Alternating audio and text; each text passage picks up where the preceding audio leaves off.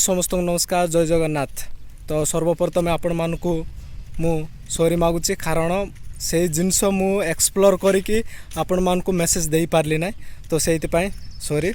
तो से जिनस होची कोन ना प्रांक पिन। तो आज प्रांक पिन विषय रे कहबी जो भाई माने बहुत भाई माने एई प्रांक पिन रे जाई कि तांकर निजर पैसा वेस्ट करूचोते 2-3 लाख नाही 2-3 लाख रो गोटे बीएड सरै दे पारबो किंतु 4 लाख टंका से माने सरै दउचंती सेटा होची बहुत बड़ कथा।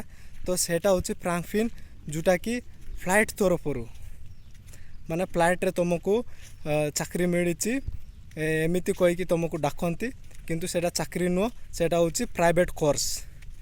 तो प्राइवेट कोर्स कहले किए करती ना से तुमको चाकरी मिली बोलिकी कहीकि डाकती। तो यही सब वीडियो फुल्ली देखापी हेले मो चैनल को जातु कानू ब्लॉग चैनल सेटारे पूरा डिस्क्राइब करिकी मु वीडियो बनई। तो देखी नेबे केमिति कोण तांके मिछ कहीकि डाकती तो से देखिए।